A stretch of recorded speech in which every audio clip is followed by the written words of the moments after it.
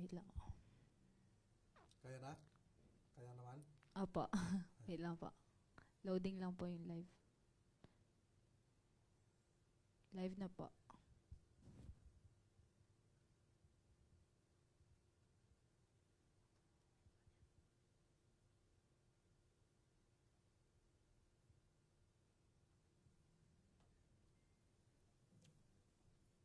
Okay.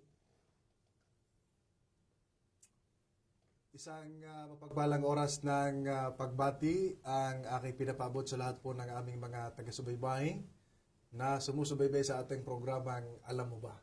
Kumusta kayo lahat mga minamahal? Nawa kayo ay madatnan ng ating programa na nasa mabuting kalagayan. Mayroong malusog na pangatawan at higit sa lahat mayroong magandang relasyon sa ating mahal na Panginoon. Ating purihin ang Panginoong Diyos sa mga oras na ito na muli tayo subayong papawid upang mag-aral ng kanyang mga salita. Ito po ang inyong lingkod kay Kristo, Pastor Jomel Arsenal na bumabati sa inyo. And of course, hindi po ako nag-iisa sapagkat kapiling natin ngayon ng ating minamahal na Ministerial Secretary. Walang iba kundi si Pastor Joel Caspe. Pastor, bati po kayo. Maganda at masaganang buhay, mga minamahal na mga kaibigan at mga kapatid. Saman kayo naroon, kayo man ay naglalakbay, nariyaman kayo sa inyong tahanan. Kayo po ay malugod namin pinapasalamatan sa pagsubaybay ng ating serye na Alam Mo Ba? Ayan, salamat Pastor Joel. At sa lahat po ng ating mga viewers, tayo po ay nakikiusap na pakishare po ng ating live para marami po ang makinabang, lalo na sa ating pag-aaral ng ating doktrina. Share nyo po sa inyong mga kaibigan, share nyo sa inyong friends sa Facebook at higit sa lahat sa ating mga lokal na iglesia. Share nyo mga minamahal para sila din ay ma-review at muling matutunan at mabalikan ng ating mga fundamental belief, Pastor. At samantalang kayo nagsishare, mga gilig kong mga taga-subaybay, tayo po ay dudulog sa ating mahal na Panginoon sa magitan ng ating pambungad na panalangin. Hilingan natin ang Pastor Joel. Dakila at mapagmahal po naming Ama, kami po ay nagagalak na lumapit sa inyo upang humingi ng karunungan, samantalang kami ay mag-aaral ng banal na salita. Ang aming kahilingan, patuloy kaming tulungan, ganun po ang aming tagapakinig, kanilang maunawaan ang magintong butil ng katotohanan at ito po ay aming may sa kabuhayan. Salamat po sa kapayapaan sa patuloy na pagliligtas sa bawat sa amin sa pangalan ni Jesus. Amen. Amen.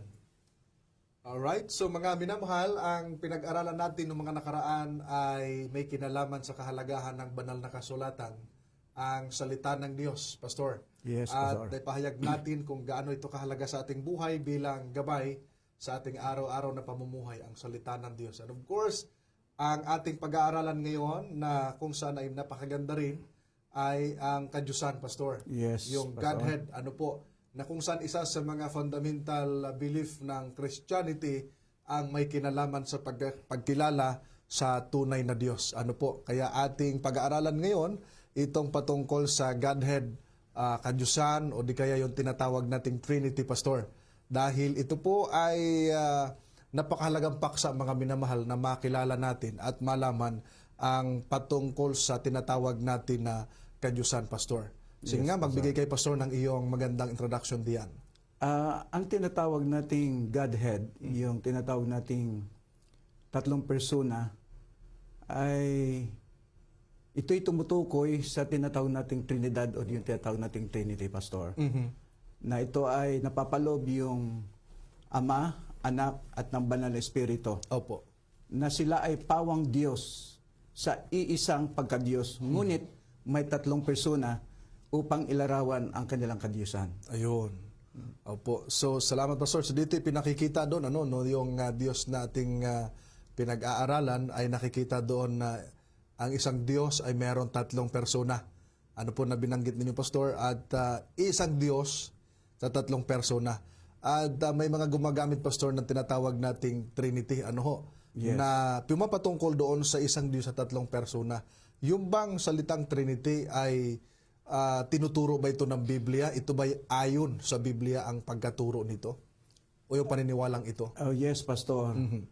Bagamat ang salitang Trinity ay hindi natin mababasa ng direct sa Biblia, Opo. at sa ganitong kaparanan ay maraming mga tao ang hindi naniniwala sa tinatawag nating Trinity. Opo. Bakit?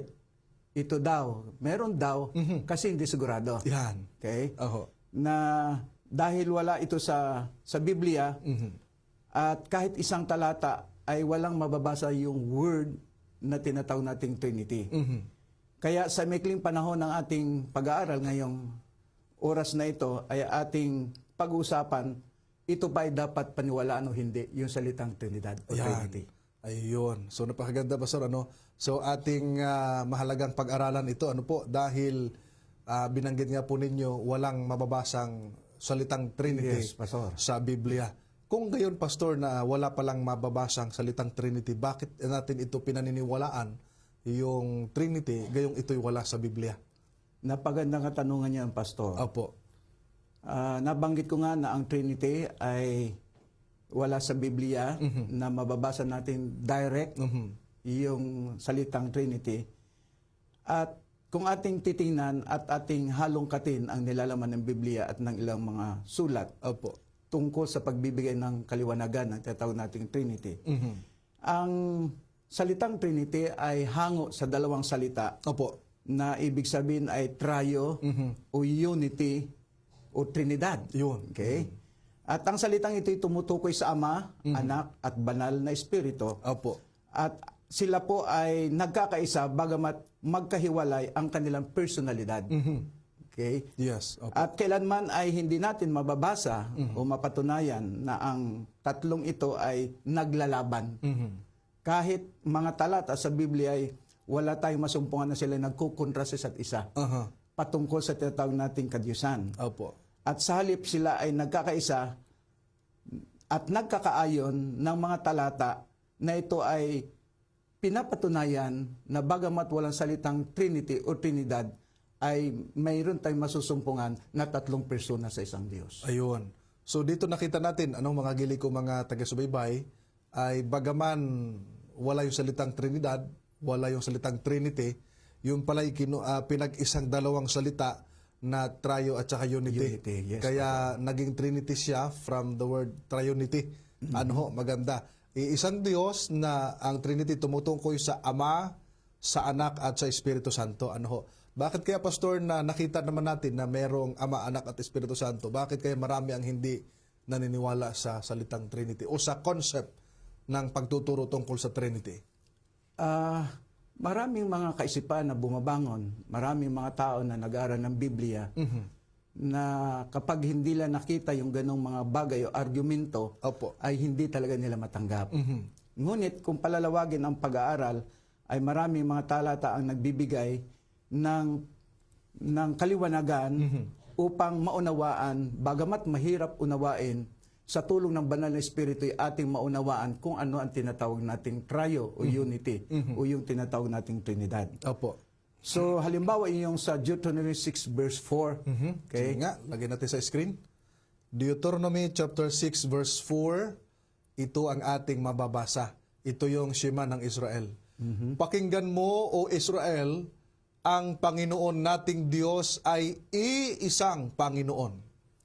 Ayan, Opo. Pastor. Ibig sabihin, sa ganong pangungusap, Opo. nagiging close-minded kagad ang ilan na nagbabasa ng Biblia. Iisa, sabi diyan, Opo. ang Panginoon nating Diyos ay iisang Panginoon. Opo.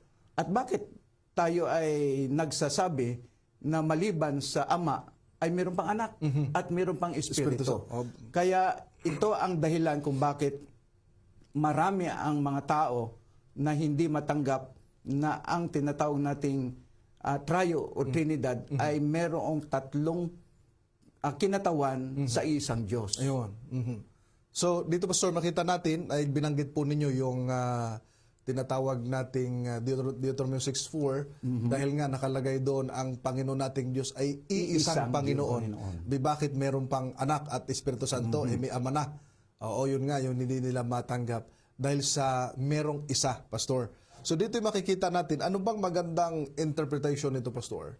Nung salitang isa para maunawaan natin, yayamang nagamit natin itong talata at napaunawa ninyo na yung isang Diyos ay may tatlong persona. Ano po? Bakit kaya ginamit ito, Pastor, yung salitang iisang Panginoon para maipaunawa natin sa kanila na ang kahulugan nito ay hindi isang-isa. Yes, Pastor. Kung tayo magbabatay lamang sa ating nakikita sa screen, Yung Tagalog. yung Tagalog, Opo. ay marahil ay magiging ganun ang ating kaisipan. Opo. Ngunit kung palalawakin natin ang ating pag-aaral, tayo ay kukuha ng ilang mga katotohanan na mahalaga nating isa alang-alang ang mga orihinal Yun. na tinatawag nating lingwahe, Yan. na ang mga sumulat nito ay ginamit ang Hebrew, ginamit ang salitang Greek, at ito ang mga salita na ginamit na sila'y sumulat ng banal na kasulatan. Para ating makita talaga kung ano ba talaga ang sinasabi doon sa talata nating binasa. Ayun. Kaya mababasa natin doon yung salitang isa, sa King James Version ay yung one, ay madali nating maunawaan, mga kapatid. Ngunit, ang biblical interpretation na ating nagiging paraan para lubos nating maunawaan kung ating gagamitin, ang dahilan ay upang hindi tayo mahirapan o makuha ang tunay na kahulugan ng talata punto por punto. Ayun. Opo. Sige nga, pwede ba natin ilagay sa English version ito, Mr. Ashley? Sa King James, kung mayroon kang King James version dyan, para makita natin. Hear, O Israel, yan. The Lord our God is one Lord. Ayan. Okay. Opo, nakalagay dyan, the Lord our God is one Lord sa English. At may binabanggit kasi yan sa Hebrew na Shema Yisrael, Yahweh Eloheno, Yahweh Echad. Yes. Yes, Pastor. Na binabanggit doon yung Yahweh, yung Yod-He-Waw-He na tetragrammaton, ay may binabanggit diyan na yung Elohim, plural, at yung one, no, yung Echad. Opo, yung binabanggit ni Pastor na kailangan sa biblical interpretation yung original language. Opo, na binabanggit. Ano po? Mayroon ba tayo, Pastor, na makikita pa diyan na yung salitang isa, sapagkat ito'y ginagamit sa English, dahil yung salitang isa sa English, sa Tagalog, sa English ay one, sa pagdating po sa pakahulugan, may iba't ibang pakahulugan. Ano po? Yes, Pastor. Opo. Kaya nabanggit ko kanina, marami kasing nag-aaral ng Biblia na bago nila basahin ay meron silang sariling pagkahulugan. Ngunit, meron tayong tinatawag na biblical interpretation. Ibig sabihin, hayaan natin na ang Biblia ang magbigay ng tunay na kahulugan sa kanyang sarili at hindi tayo. Opo. So, isa dito sa magitan ng orihinal na salita na ginamit ng mga sumulat. Kaya maraming mga talata maging sa Old Testament, sa Bagong Tipan, sa New Testament, na totoo na nagpapatunay na yung isang Panginoon. Opo. Kaya marami tayong nakalagay na mga talata dyan. Yung una na yung sa Deuteronomio 6:4. Binasa natin kanina. Okay? Opo. Yung 4:35, halos isang kahulugan. Opo. Doon sa tinatawag nating Lumang Tipan. Meron din binabanggit sa Unang Hari, 8:60. Opo. Walang ibang Diyos. Ayun. Di ba? Walang ibang Diyos. At meron din binabanggit sa 1 Chronicle 17:20 na sabi na walang Diyos liban sa iyo. akin. Yan, ho. Okay. At sa Hinimaya 9:6, ikaw lamang ang Diyos na gumawa ng langit. Ayan. Opo. So sa mga talatang ito, marami pang mga talata kung ating babanghayin na nagpapahayag na walang ibang Diyos maliban sa tinatawag nating one Lord na binabanggit yan. At sa Bagong Tipan ay marami ring talata Opo. na iisa rin ang pagkahulugan. Ayun.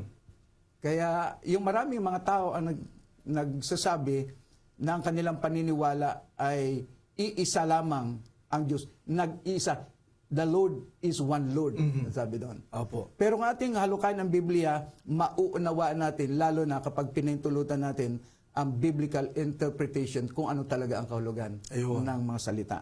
Ayun. So thank you, Pastor. No? So pinaalala dito, mga minamahal, sa mga talata na pagdating sa tunay na Diyos, iisa lamang ang tunay na Diyos at hindi po pwedeng ikumpara kung kani-kanino man.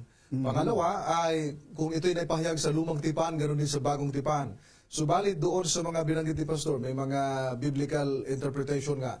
At doon sa proper, makita natin, mga minamahal, na napakahalagang makita natin yung isang Diyos ay hindi isang persona ang nilalaman. Correct. Opo, sapagkat makikita natin, mga minamahal, kung ito ay hindi masyadong maliwanag sa lumang tipan. Pero makikita naman natin, may mga pronoun, Pastor, na ginagamit sa lumang tipan. Halimbawa, nung naglikha ang Diyos, let us make. Oo, may binabanggit doon sa Genesis 1:26, lalangin natin. Ang kausap tao. niya, of course, Pastor, yung co-creator niya. Yes. Opo, hindi man po pwedeng lalangin natin, pero ang lumalang isa lang. Isa lang. Isang persona. Yes, Pastor. Oo. Merong kasama.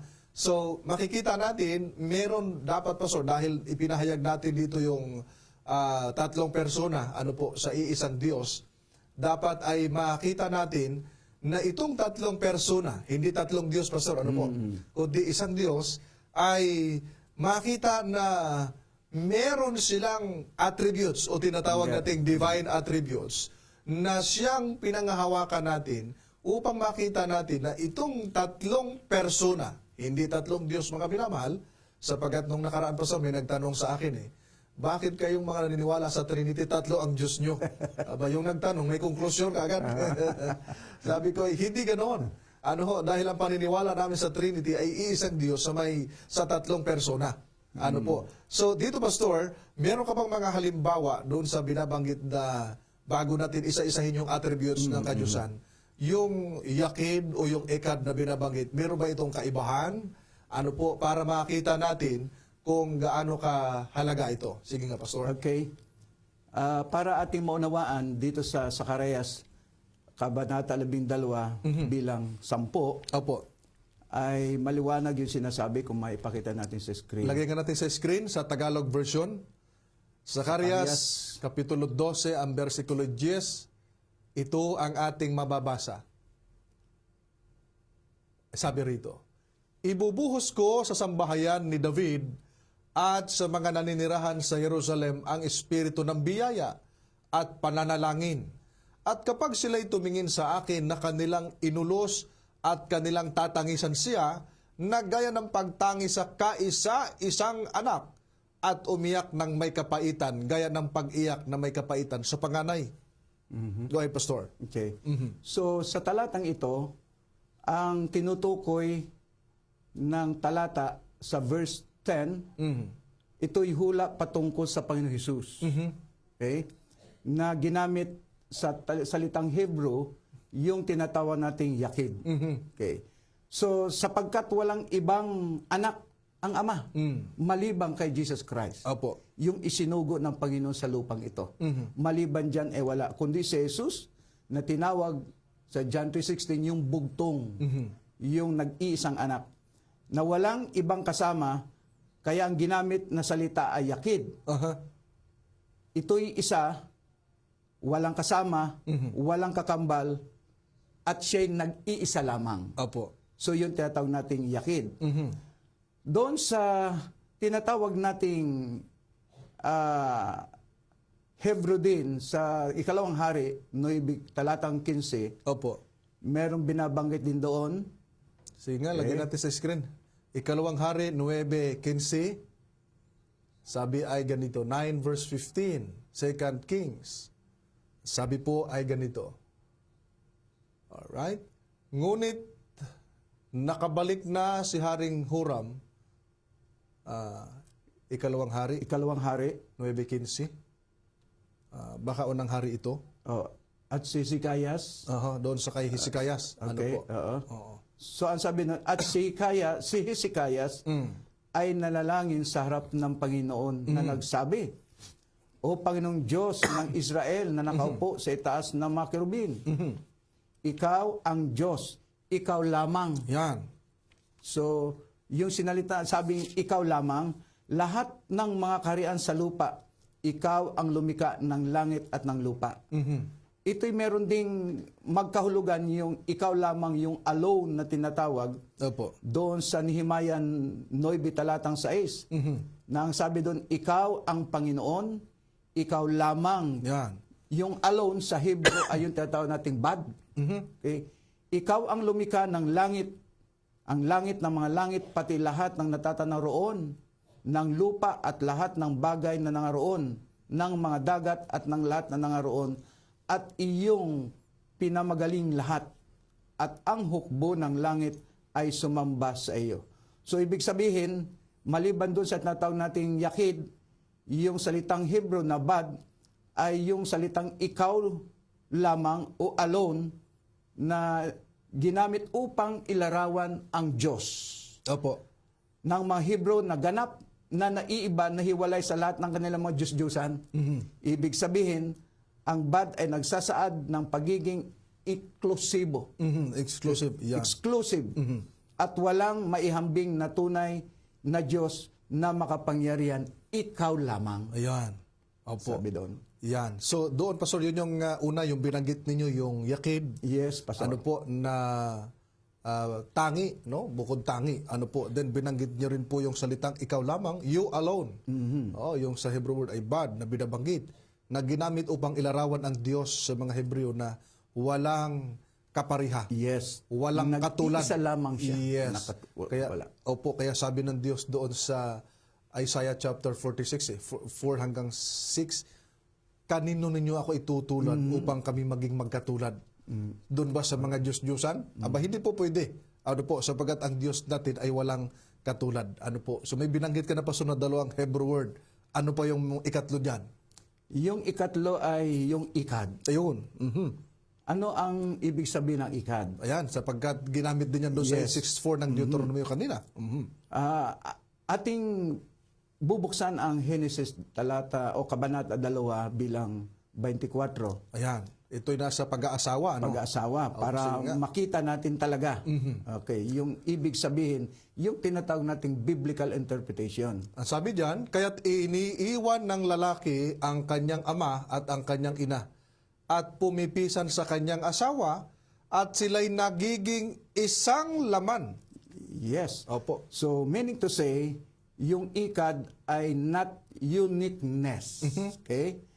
But unity in diversity. Ibig sabihin, sila ay magkabukod, Pero isa. nagkakaisa sila. Okay? Kaya ito ay nangangahulugang pinagsama Yan. at nagkakaisa, tumutukoy hindi sa iisang tao lamang. Opo. Kaya kung ang ating pagkahulugan na yung mag-asawa ay iisang tao lamang, ay paano sila mga anak? O, tsaka hindi mag-asawa-tawag. Hindi mag-asawa. Opo, kasi isang tao lang eh. Kaya bagamat yung binanggit na ikad ay hindi nag-iisa. Okay? Kaya nasabi niya ay magkabukod pero sila'y nagkakaisa Ayun. sa isang layunin at sa isang purpose kung bakit merong tinatawag tayong the Godhead. Ayan. So ginamit niyo po, Pastor, yung Genesis 2:24 na bagaman itong babae at lalaki magkaibang persona, pero nung sila'y pinag-isa, naging isang laman, pero magkahiwalay. Yes, Ano po? Pastor. At ito ay inyong ginamit na example para ipakita na yung iisang Diyos hindi lamang isang persona, yes. kundi yung isang Diyos ay mayroong higit na isang persona, at least 3 persons na ating pinaniniwalaan o Trinity. Meron akong naalala, Pastor, na talata sa Biblia na mga tao ang tinutukoy pero iisa ang binabanggit. Ilagay natin sa screen yung nasa John chapter 17 verse 11. Ito'y salita ng ating Panginoong Hesus. Maganda ang pagkabanggit dito. John 17 verse 11. Ang sabi niya ay ganito, at ngayon ay wala na ako sa sanlibutan. Subalit ang mga ito ay nasa sanlibutan. At ako'y paparian sa iyo, Amang Banal. Ingatan mo sila sa iyong pangalan. Itong mga alagad, no? Yung mga tao. Sila na ibinigay mo sa akin upang sila'y maging isa na gaya naman natin na iisa. Kausap ng Panginoong Hesus ang Ama, Pastor. Yes, yes. At dito, ipinanalangin niya yung mga alagad at mananampalataya na ingatan upang maging isa, pero hindi ito isang alagad lang. Yes, Pastor. Opo, marami, Pastor. Magandang susog doon sa iyong isang mag-asawa, pero dalawang persona. Yes, Dalawang Pastor. tao naging iisang laman nung sila ay pinagbuklod ng Panginoon. Pastor. Kaya yung kalagayan ng mga alagad na sila'y maging isa, gaya na nabanggit mo, marami sila. Marami, opo. Marami. Oo. Pero gaya naman natin na iisa. Ayun. Pero ang kausap ng anak, yung ama? Yes. Yan, opo. Meron siyang kausap. Yes. Hindi siya nag-iisa. Hindi na pwedeng kausapin ni Kristo ang kanyang sarili. May delikado yun, di ba? Yes. Sa ating panahon, pag kinakausap mo yung sarili mo, ba tulad ng mga naglalakad dyan sa labas na walang patutunguhan ang buhay. Yung ating Panginoong Yesus hindi ho ganon. May kinakausap siya at ang kinakausap niya ay ang Ama. Maliwanag doon sa binasa natin, Pastor. Yes. Paparian ako sa iyo, Amang banal. Aba, maliwanag eh. At iingat niya yung mananampalataya, hindi lang isa. Ay, una doon, yung halimbawa, yung 12 alagad. Sapagkat hindi pa naman namatay ang Panginoong Yesus sa time na ito. Ay, nandun pa yung 12. Ay, paano naging isa yung 12 kung, di ba? Yes. Sige, Kaya, Pastor. mas mainam, Pastor, na hindi lang tayo nakadepende doon kung ano yung sinasabi sa Tagalog Bible. Kasi kapag gano'n ang ating pagkaunawa, magkakaroon tayo ng sariling pagpapaliwanag, pagkahulugan. Yan. Oh, Kaya kinakailangan talaga na hayaan natin ang Biblia na siyang magpaliwanag. correct. At gagamit tayo ng malalim yung maginamit ng unang panahon ng mga kataga para maintindihan talaga natin Ayun. kung ano talaga ang napapalooban nitong tinatawag nating tatlong persona. Amen. Amen. Opo. So, dito, Pastor, nakita na natin, no, napakaganda mga binanggit po ninyo, yung sa ikad, sa yakid, at of course, yung bad na binabanggit na you alone, dear Lord. No? Ibig sabihin ay no one, walang at sino man na pwedeng maikumpara natin sa ating Panginoong Diyos. Pastor, kaya na pa natin binabanggit, ang oras kasi natin ang bilis. Okay. Oh, kaya na pa natin binabanggit yung tatlong persona. Nakita na natin, nabasa na ang Diyos na tunay iisa. Meron ba tayong patunay sa bagong tipan na magkakaibang persona ang kadyusan? Oh yes, Pastor. Opo. Doon sa Matthew 28:19 na palagi natin binabasa. Opo. At nabanggit doon, nasabi doon ay, humayo kayo, gawin ninyong mga alagad ang lahat ng mga bansa. Opo. At ang sabi niya ay, bautismuhan nyo sila. Aha.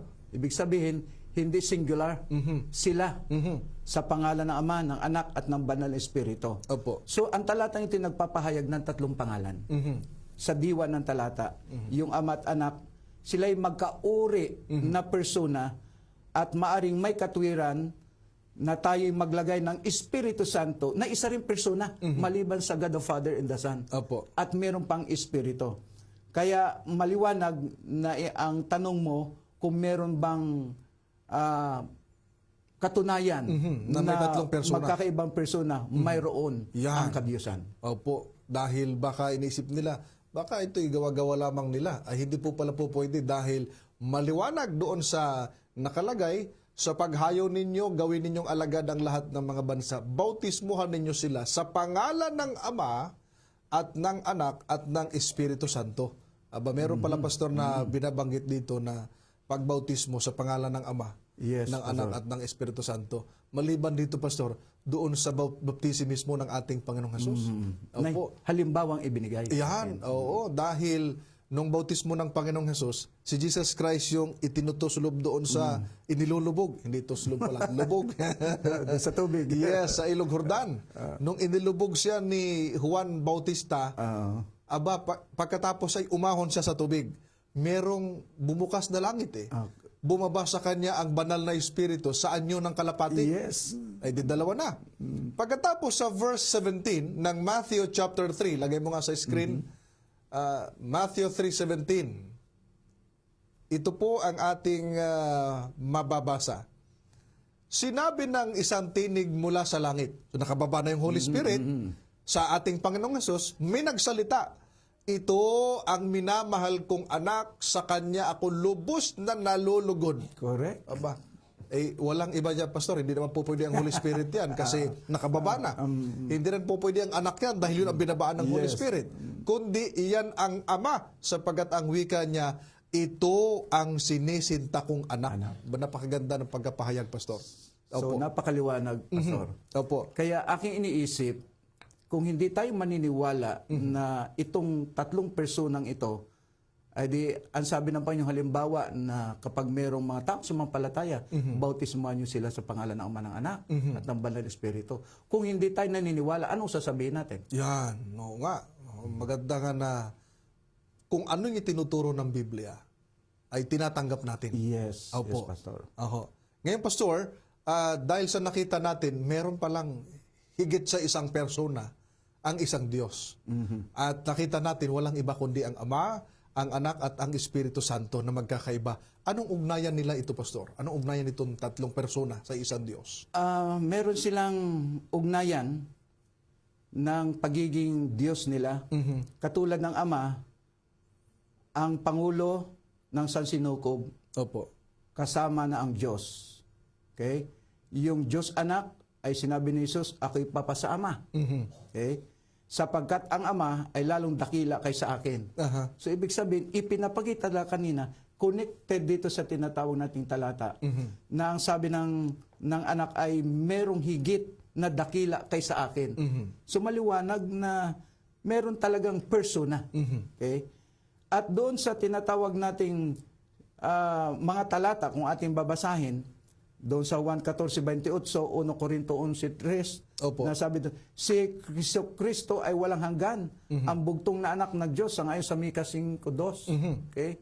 So, ipinapahayag talaga dito na merong ugnayan itong kadyusan na ito ng God the Father and the Son and the Holy Spirit. Opo. Kaya sa makatuwid, ang Diyos Ama ay ang siyang makapangyarihan, siya ang nagbibigay ng kuro-kuro ng kadyusan na may kinalaman sa kasalanan at kaligtasan ng tao.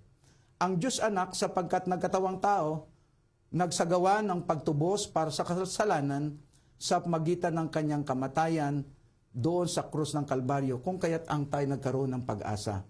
At ang Banal na Espiritu ang naglalagay ng kaligtasan sa puso ng tao na sa magitan ng pagkikayat ay nagkaroon ng pagbabago at ang tao ay nakaranas ng tinatawag nating kaligtasan. Amen. So yun yung tinatawag nating ugnayan ng tatlong persona. Ayun. Thank you, Pastor. So nakita natin ang ugnayan nila doon pa lang sa panimula ng paglalang, sa panimula ng creation, nandoon na, and then sa incarnation, sa plano ng pagtubos, sa redemption, talagang nakita natin, Pastor, ang kanya-kanyang gawain ng tatlong persona ng iisang Diyos. Walang ibang anak, ang Ama, ang Anak at ang Espiritu Santo. Makita natin, Pastor, dito dahil sa ipinahayag na natin itong tatlong persona sa isang Diyos, ang kanilang ugnayan, meron ba tayong mga patunay tungkol sa kalikasan ng kadyusan? Ano po, tungkol sa Ama, Anak at Espiritu Santo? Ito ba ay meron ba silang tinatawag nating divine attribute sa English, no? Yung katangian bilang Diyos, Pastor. Yes, Pastor. Ang Biblia ay kumplito Yun. na nagpapahayag kung ano yung kanilang likas Yan. ng pagiging Diyos. Apo. Katulad ng Ama, sinasabi ng Apocalypse 19:6, siya ang makapangyarihan sa lahat. Okay? At binabanggit din sa mga talata sa 2 Kronika 16:9 na ito'y pambuong lupa, pambuong mundo. Siya'y walang hanggan, okay? Walang pagbabago, wala siyang kamatayan. Yan. Okay? Siya ang pag-ibig, mahabagin, matuwid at banal. Ba, napakaganda. So maliban dyan, ay marami pa yung likas ng ating Ama. At yung likas ni Kristo na umiiral mula sa walang hanggan, ating babasahin John, okay? Sa John 1:1-3, nakalagay doon. At ang banal na Espiritu ay isang persona na mang-aaliw. Ibig sabihin, merong silang kanya-kanyang gawain na pinaglilingkod Ayun. sa kasalukuyan. Apo. Kaya ang banal na Espiritu, siya ang mang-aaliw, siya ang nagpapatutuo, siya rin yung tinatawag nating napipighati. Okay? Siya rin yung... Pag napipighati, Pastor, ibig sabihin, may pakiramdam. Yes, Oh, may damdamin. May damdamin. Yung isang bagay, walang damdamin yun eh. Maliban kung siya may personality. Yes. Opo. So ibig sabihin, sa makatuwid, talagang yun ang likas ng kanilang pagiging Pagiging Diyos. Opo. So maraming mga talata na nagsasabi na ito ay nagpapatunay na ang likas ng kanyang kadyusan. Opo. Ayan. So dito, thank you, Pastor. Makikita natin ano po ang magandang ipinahayag ni Pastor Joel sa atin, mga minamahal. Pagdating po sa pagka-Diyos, ano po, makikita natin kung ang Ama ba ay Diyos. Opo naman. Ang anak ay Diyos? Opo. Ang Holy Spirit ay Diyos? Opo. Ito pong tatlong persona ay iisang Diyos. At ang tunay na Diyos, makikita natin sa tinatawag natin na katangian ng Correct. kadyusan, yung divine attributes. Kung itatanong ba natin, ang Ama ba ay walang hanggan? Opo. Isa yan sa katunayan na ang Diyos ay walang hanggan. Ang anak ba ay walang hanggan? Opo naman. Kung nabasa natin ang Ama'y walang hanggan, yes, Psalm chapter 90 verse 2, na mula sa walang hanggan hanggang sa magpawalang hanggan, ikaw ay Diyos. Napakaganda. ang anak ay walang hanggan din, yung binanggit mo, Pastor, sa Mika sa Kapitulo 5. Ang Hebrew word nun ay olam. Ayan, no? Yung salitang walang hanggan pala ay olam. Sa Hebrew? Ay walang ibang tinutukoy ang ating Panginoong Hesus sapagkat ito, Pastor, ay prophecy. Yung Micah chapter 5 verse 2, ito ay tinatawag nating messianic prophecy na ang katuparan ng ating Panginoong Hesus sa 2:6 ng Mateo. So, itong palang walang hanggan ang pinagmulan, walang iba ang ating Panginoong Hesus. Ipapaano ang Holy Spirit? Dahil ang Ama, walang hanggan. Ang Anak, walang hanggan. Ang Holy Spirit, walang hanggan din ba? Yes, walang hanggan din po sapagkat ang isa sa katunayan na ito'y tunay na Diyos dahil sila'y walang hanggan. Sa Hebreo 9:14, ilagay nga natin sa screen, alang-alang sa ating mga suking taga-subaybay. Hebreo 9:14, Hebrews 9:14. Okay, sabi rito, gaano pa kaya ang dugo ni Kristo na sa pamamagitan ng walang hanggang espiritu ay inihandog ang kanyang sarili na walang dungis sa Diyos, ay maglilinis ng ating budhi upang sa mga gawang patay, upang maglingkod sa Diyos na buhay. Napakaganda, Pastor, na ipinaalala sa atin, yung palang walang hanggang, yung espiritu dyan, walang hanggan, tulad ng kay Kristo at tulad ng sa Ama. So nakita natin, at ang Holy Spirit, hindi siya puwersa na binabanggit ng mga tao na, uy, that's only a force. Puwersa ay hindi, sapagkat binanggit ni Pastor Joel kanina, may manapipighati, Pastor. Opo, nagkaroon siya ng, sabi doon, nagpapatutuo, hindi mapasinungalingan. So makita natin, mga minamahal, ang tunay na Diyos ay tatlong persona. Yes, Pastor. Ano po?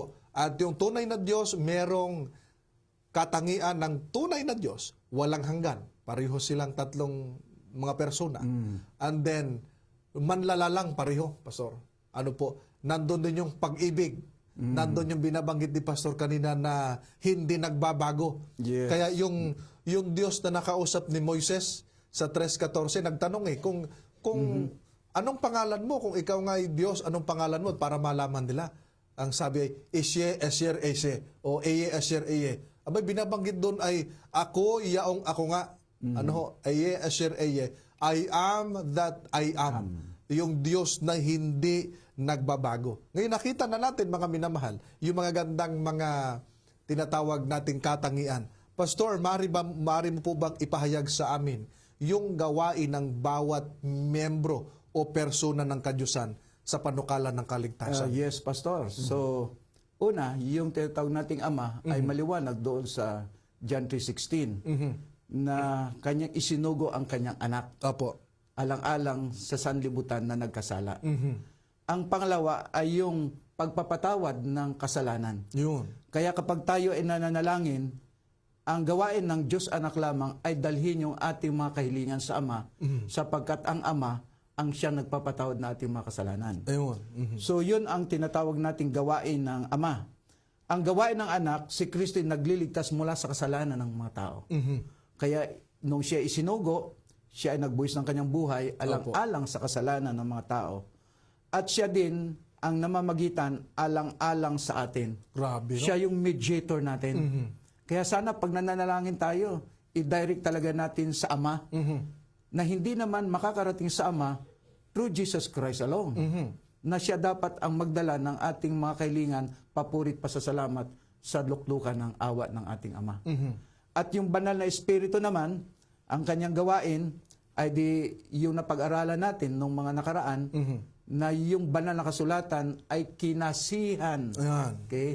Yung mga tao na sumulat ay kinasihan Opo. ng banal na espiritu. Di ba? Nabasa natin sa 2 Peter noon na binabanggit doon 1:21. At maliban dyan ay sinusumbatan. Yan. Okay? Sinusumbatan ang sanlibutan tungkol sa kasalanan. Yan. Oho. Kaya yun ang gawain naman ng tinatawag nating Holy Spirit. Opo. At siya rin ay pumapatnubay sa katotohanan. Ba, ang ganda, ha? Ang ating babasahin ang John 16:13. Opo. Siya yung pumapatnubay sa sanlibutan tungkol sa kasalanan at sa katotohanan.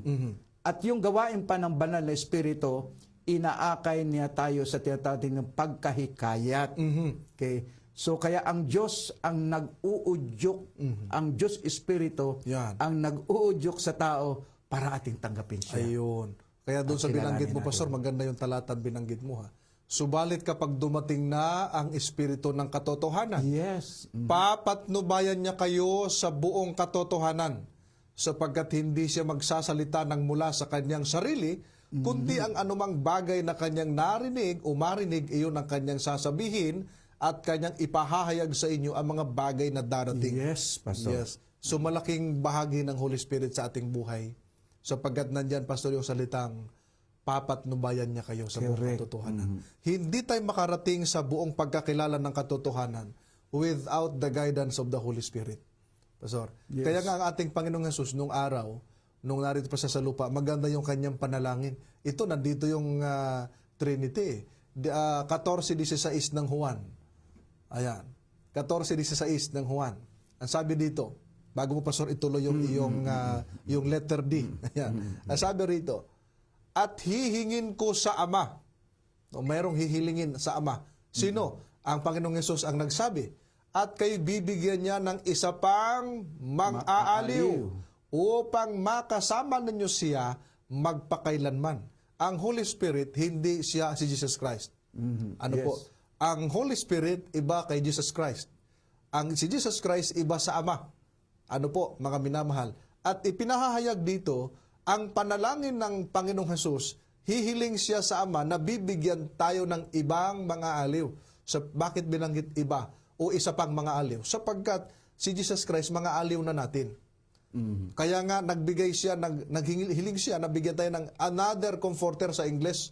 Ilagay mo nga sa English dyan, Sister Ashley. Lagay mo sa English yung ating binasa. Ayan, ipuro mo lang. Ang sabi diyan, purong English, yan. And I will pray the Father, and He shall give you another comforter, that He may abide with you forever. So dito'y makikita natin, mga minamahal, yung kahalagahan ng work o function ng Holy Spirit, Pastor. Meron ako nakitang napakaganda binanggit mo doon, yung susumbatan ang sanlibutan dahil sa kasalanan. Babatindi, ano?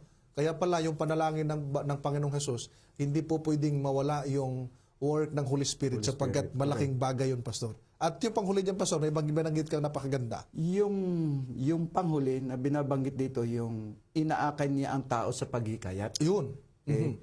At pinangyayari ang bagong pagkapanganak. Yan. At babasahin yung John 3, 3-8. Opo. Yung karanasan kung paano mahikayat ang isang tao na lumapit sa Panginoon. Yan. So, ito'y kwandi ng Holy Spirit. Ito'y Working power, gawain. yes, opo. Gawain ng Banal na Espiritu. So, sa ating panahon, Pastor, malaki ang gampanin at gawain ng banal na Espiritu sa ikaliligtas ng maraming tao. Yes. Opo, Yes, dahil nakita doon ay inaakay ang tao sa pagkahikayat, papalapit sa ating Panginoong Jesus at maranasan ang bagong kapanganakan. Sapagkat ito yung encounter ni Nicodemo at ng ating Panginoong Jesus, yung nasa Juan Kapitulo 3. Talagang napakaganda, mga minamahal. Alam nyo, pagka matanggap lamang natin yung isang Diyos sa tatlong persona, alam nyo, napakasarap. Kasi may mga hindi tumatanggap, Pastor, na ang Holy Spirit daw ay demonyo. Masakit na salita yun. Yun ay lapastangan. Kaya di ko alam kung paano sila nagbabautismo.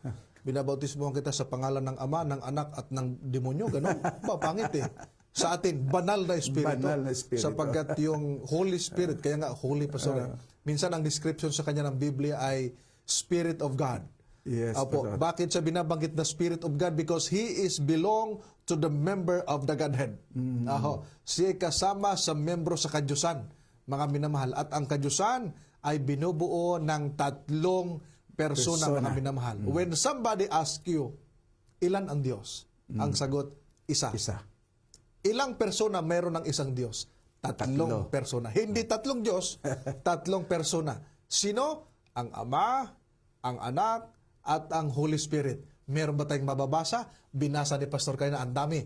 Matthew chapter 28 verse 19, Matthew chapter 3 verses 15 to 17, nandun pa yung John chapter 14 verse 16, nandun pa yung ikalawang Korinto 13:14, unang Pedro 1, ang dami. Ang dami. Huwag natin isa-isa, sobrang dami. Kulang ang time natin. Kulang ang time, Pastor. At nakita natin, mga minamahal, pagka ipinahayag ng Biblia, tinatanggap natin, ay isang napakagandang tinatawag nating foundation ng faith ng isang mananampalataya sa isang tunay na Diyos, mga minamahal. Yung ipinahayag sa atin, yun ang ating tinatanggap, Pastor. Sapagkat sa Deuteronomy 29:29, yung ipinahayag ng Diyos sa atin, yung nakatago ay lihim. Lihim. Pastor, panghuling pananalita bago tayo magtapos sa oras natin. Tapos na. Ang panghuling salita na gusto kong ihabilin sa ating lahat, mga kapatid, naway maging maliwanag sa atin ang isang Diyos na meron tatlong persona, Opo. na dapat nating paniwalaan ito, mga kaibigan at mga kapatid, sapagkat sa ganitong paraan lamang maabot talaga natin ang tunay na layunin ng Diyos sa bawat isa sa atin. Amen. Kaya there is one God, the Father, the Son, and the Holy Spirit, a unity of three co-eternal person. Opo. So dapat maging maliwanag po sa atin. And God is immortal, Yan. all power, all knowing, above all, ever present, hanggang sa ating kapanahonan ngayon. Amen. So, makikita natin, mga minamahal, yung binanggit ni Pastor, ang Diyos ay makapangyarihan sa lahat. Ang Diyos ay yung tinatawag nating all-powerful, no? Omnipotent. Ang Diyos ay omniscient. Alam niya lahat ng bagay. Ang Diyos ay omnipresent. Wala tayong may tatago sa Kanya. Siya ay immortal, unchangeable, siya ay just, and love, mga minamahal. Kaya, yung Diyos na pinaglilingkuran natin, wala siyang katulad. Ilan ang Diyos? Isa. Ilang persona?